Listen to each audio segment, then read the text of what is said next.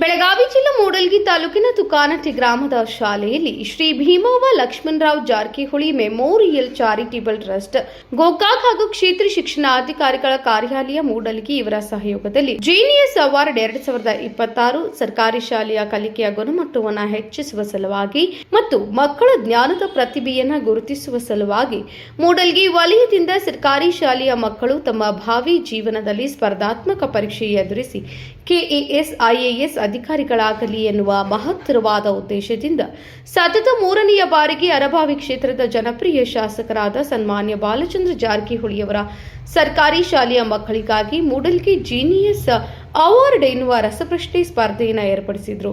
ಈ ರಸಪ್ರಶ್ನೆ ಸ್ಪರ್ಧೆ ಅನುಸಾರ ಸರ್ಕಾರಿ ಹಿರಿಯ ಪ್ರಾಥಮಿಕ ಹಾಗೂ ಉನ್ನತೀಕರಿಸಿದ ಪ್ರೌಢಶಾಲೆ ತುಕಾನಟ್ಟಿಯಲ್ಲಿ ನಡೆಯಿತು.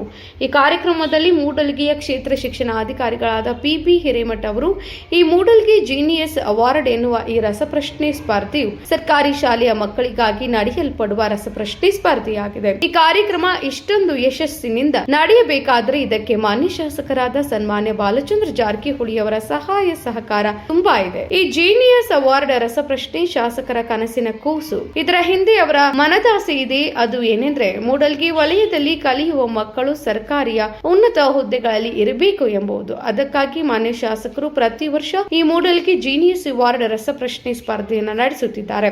ಅಲ್ಲಿ ಸೇರಿದ ಮಕ್ಕಳಿಗೆ ನಿಮ್ಮ ಉತ್ತಮ ಭವಿಷ್ಯದ ನಿರ್ಮಾಣಕ್ಕಾಗಿ ನಮ್ಮ ಇಲಾಖೆ ಮತ್ತು ನಮ್ಮ ಶಾಸಕರು ಶ್ರಮ ಪಡುತ್ತಿದ್ದಾರೆ. ಅದರಂತೆ ನಾವು ಉತ್ತಮವಾಗಿ ಓದಬೇಕು ಎಂದು ವಿದ್ಯಾರ್ಥಿಗಳಿಗೆ ಹೇಳಿದರು. ಶಾಸಕರಾದ ಬಾಲಚಂದ್ರ ಜಾರಕಿಹೊಳಿ ಅವರು ನಮ್ಮ ವಲಯದಲ್ಲಿ 3 ಪ್ರೌಢಶಾಲೆಗಳು ಮಂಜೂರಾಗುವಂತೆ ಮಾಡಿ ಆ ಶಾಲೆಗಳ ನಿರ್ವಹಣೆ ಸಂಪೂರ್ಣ ಜವಾಬ್ದಾರಿ ಹೊತ್ತು ನಿರ್ವಹಿಸುತ್ತಿದ್ದಾರೆ. ಅವರ ಈ ಕಾರ್ಯ ಸರ್ವರಿಗೂ ಮಾದರಿಯಾಗಿದೆ ಎಂದು ಹೇಳಿ ಮೂಡಲಗಿ ಜೀನಿಯಸ್ ಅವಾರ್ಡ್ ಸ್ಪರ್ಧೆಯಲ್ಲಿ ವಿಜೇತರಾದ ವಿದ್ಯಾರ್ಥಿಗಳಿಗೆ ಶುಭ ಹಾರೈಸಿದರು. ಮೂಡಲಗಿ ಜೀನಿಯಸ್ ಅವಾರ್ಡ್ನ ಬಹುಮಾನ ವಿತರಣಾ ಸಮಾರಂಭದ ಮುಖ್ಯ ಅತಿಥಿಗಳಾಗಿ ಭಾಗವಹಿಸಿದ ಸರ್ವೋತ್ತಮ ಜಾರಕಿಹೊಳಿ ಅವರು, ಇದು ಸ್ಪರ್ಧಾತ್ಮಕ ಯುಗ.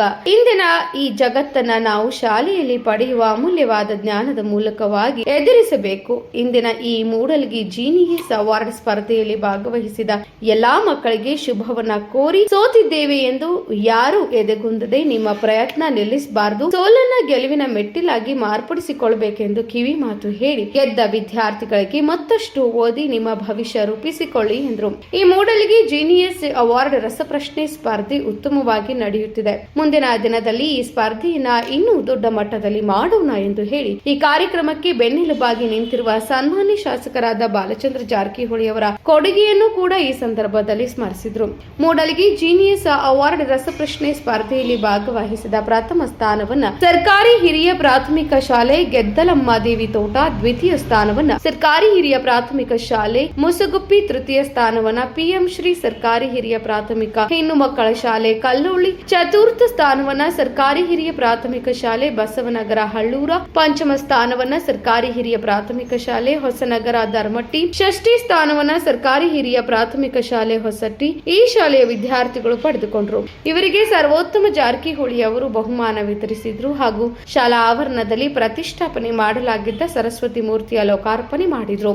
ಈ ಬಹುಮಾನ ವಿತರಣಾ ಸಮಾರಂಭದಲ್ಲಿ ಪ್ರಾಥಮಿಕ ಶಾಲಾ ಶಿಕ್ಷಕರ ಸಂಘದ ಪ್ರಧಾನ ಕಾರ್ಯದರ್ಶಿಗಳಾದ ಎವಿ ಪರ್ಸನ್ ಅವರವರು ಪ್ರಾಸ್ತಾವಿಕವಾಗಿ ಮಾತನಾಡಿ ಎಲ್ಲಾ ಅತಿಥಿ ಮಹೋದರರನ್ನ ಸ್ವಾಗತಿಸಿದ್ರು. ಈ ಕಾರ್ಯಕ್ರಮದಲ್ಲಿ ತಾಲೂಕು ಬಿಸಿಯೂಟದ ಅಧಿಕಾರಿಗಳಾದ ಅಶೋಕ್ ಮಲ್ಬನ್ನವರ್, ಪ್ರಾಥಮಿಕ ಶಾಲಾ ಶಿಕ್ಷಕರ ಸಂಘದ ಜಿಲ್ಲಾಧ್ಯಕ್ಷರಾದಂತಹ ಶ್ರೀ ಸಿದ್ದರಾಮ ಲೋಕನ್ನವರ್, ತಾಲೂಕಾ ಅಧ್ಯಕ್ಷರಾದ ಎಂಜಿ ಮಾವಿನಗಿಡ, ಶಿಕ್ಷಣ ಇಲಾಖೆಯ ವಿವಿಧ ಸಂಘಟನೆಗಳ ಪದಾಧಿಕಾರಿಗಳು ಹಾಗೂ ಈ ಕಾರ್ಯಕ್ರಮವನ್ನು ವ್ಯವಸ್ಥಿತವಾಗಿ ಸಂಘಟಿಸಿದ ಮುಖ್ಯೋಪಾಧ್ಯಾಯರಾದ ಎವಿ ಗಿರಿಯನ್ನವರ್ ಸರ್ ಮತ್ತು ಅವರ ಸಿಬ್ಬಂದಿ ವರ್ಗದವರು, ಆಯೋಜನಾ ಸಮಿತಿ ಶಿಕ್ಷಕರು ಉಪಸ್ಥಿತರಿದ್ದರು. ಈ ಕಾರ್ಯಕ್ರಮವನ್ನು ಪ್ರೌಢ ವಿಭಾಗದ ಪ್ರಧಾನ ಗುರುಗಳಾದ ಸತೀಶ್ ಬಿಎಸ್ ಅವರು ನಿರೂಪಿಸಿದ್ರು ಮತ್ತು ಕಾಮದೇವ ಕರಗನ್ನಿ ಇವರು ವಂದಿಸಿದ್ರು ಹಾಗೂ ರೈತ ಸಂಘದ ಮುಖಂಡರು ಹಾಗೂ ಕನ್ನಡಪರ ಸಂಘಟನೆಗಳು ಹಾಗೂ ಗ್ರಾಮಸ್ಥರು ಉಪಸ್ಥಿತರಿದ್ದರು.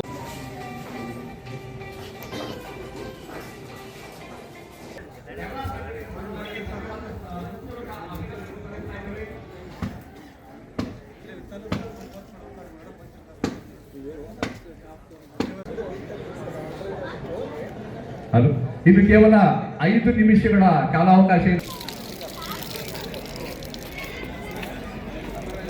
ಬೆಳಗಾವಿ ಜಿಲ್ಲಾ ಎಂಪವರ್ ನ್ಯೂಸ್ ವರದಿಗಾರರು ವೀರಭದ್ರ ಕೋರೆ.